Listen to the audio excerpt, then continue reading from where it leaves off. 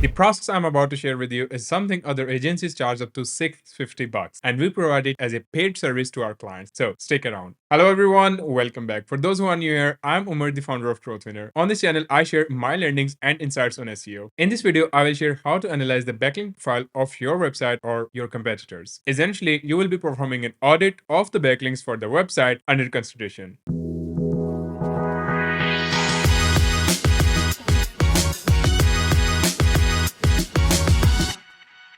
First, I analyze which links matter. By matter, I mean there are links that are worth having. If your competitor's website has more of these links than you would need to do better in terms of link acquisition. To find these links, head over to ahrefs and apply these filters in the backlinks report. DR 25 plus, domain traffic 500 plus, 1 link per domain, and if you want to go further, apply do follow only and in content filter as well. This simple filter will show the websites that have most traffic and a stronger backlink profile than the DR10 website. The biggest thing is that Google indexes the links from these websites, so we don't need to worry about the indexing of guest posts if we want to publish one on this website. I hope you got my point. Now, if you're wondering what you should do with the remaining links that don't meet the criteria, should we disavow them considering this audit is for your website? Nope, you shouldn't. I will explain the reason later in the video. Now, the next question we need to answer is how many we will need. Oftentimes, most SEOs believe in this myth: build more links and you get more rankings.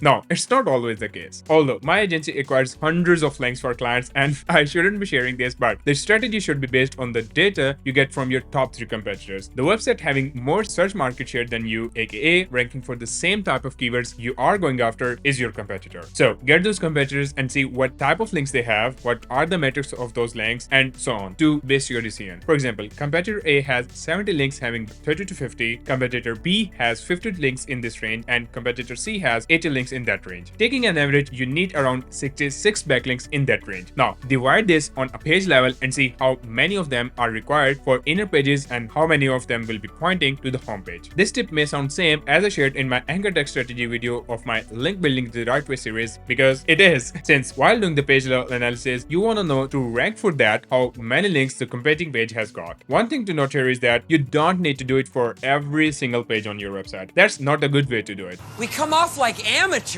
Rather, only go deep for 20 to 30 pages depending on the size of your website. Now, you know how many you would need. The next question that pops up is how fast I should build them. That is link velocity. Should you go ahead and build all those 66 links in 1 month? Again, the answer is no. Go back to your suite top 3 competitors and check their RD's growth in Ahrefs or any other tool of your choice. For my beginner viewers, RD means referring domains here, not only data on how many links each of your competitors is acquiring every month and every year. I go after at least 2 years of data while analyzing RD's growth. From there, take an average of how many links they got each month. Although these RDs may contain links from poor websites, but we already weeded them out in our first step when we checked how many quality links our website has got. Once you've got the average value, all you need to do is outperform this number. Let's say the average of all 3 competitors was 10 links per month of link acquisition. You build 12. Easy peasy. This extra aid will reduce your time to rank, but don't go overboard and say they built 10 and I will build 20 links per month. Will that work? No man, why you are doing this analysis then? Use your head, huh?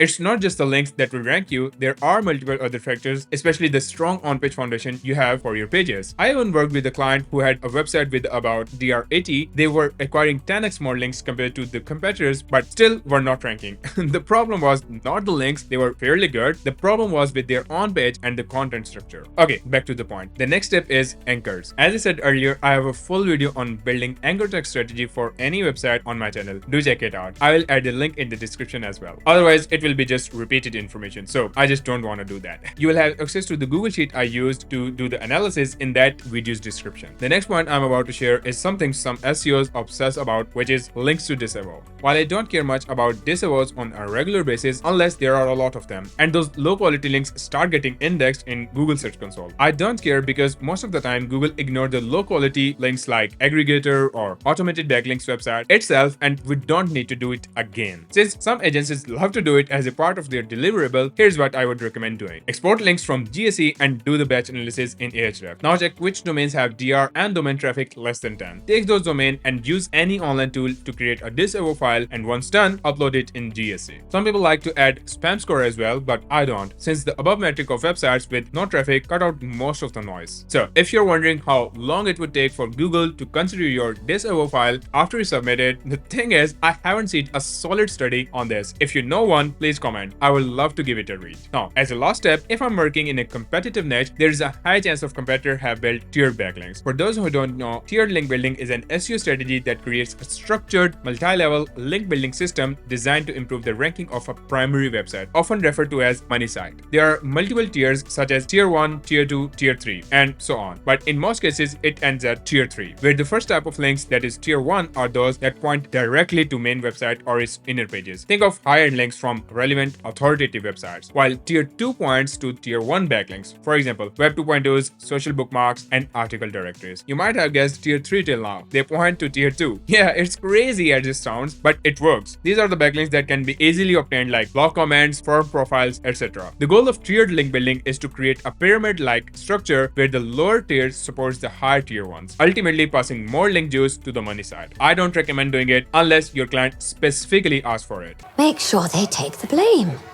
Guys in the gray niches do this heavily.